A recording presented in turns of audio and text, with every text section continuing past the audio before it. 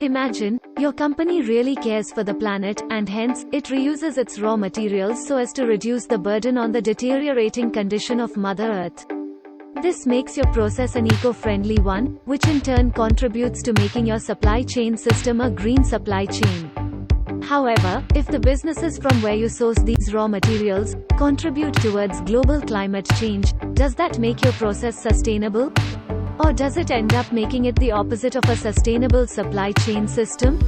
Let's find out more about how a green supply chain differs from a sustainable supply chain in this video. Welcome to Force EDU, a place where all business and supply chain enthusiasts come for a weekly dose of knowledge. If you have not yet subscribed to our channel, you are missing out on value-adding content.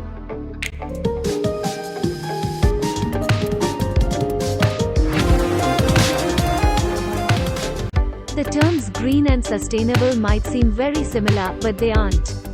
While green supply chains aim to have just an eco-friendly system, looking into just the environmental aspect of the supply chain, sustainable supply chains consider the ecological aspect and the organization's social and economic impact.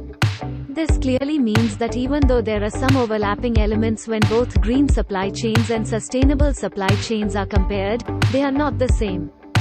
Green supply chain aims to bring the eco-friendly aspect of operations into the traditional supply chain systems. It integrates environment-friendly processes throughout the supply chain by considering product design, procurement of raw materials, manufacturing processes, and end-of-life product management. Green supply chains continuously try to reduce the adverse effects of the whole process on the environment. These reinforce environmental compliance while executing supply chain management functions.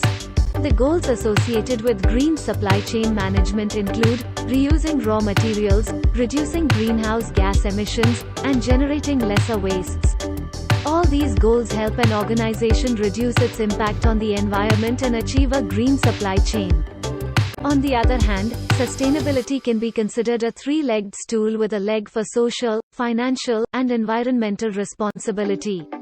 This means that a sustainable supply chain would not only focus on the environmental impact of its operations, but also how it affects the society and whether it is financially feasible.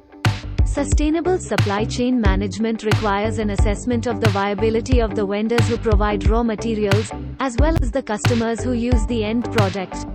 Unlike green supply chain management, it focuses not only on the procurement, manufacturing, and distribution processes, but also on the organization's labor practices and corporate social responsibility. The metrics used to measure the sustainability of the supply chain include people engagement, profits, and impact on the planet.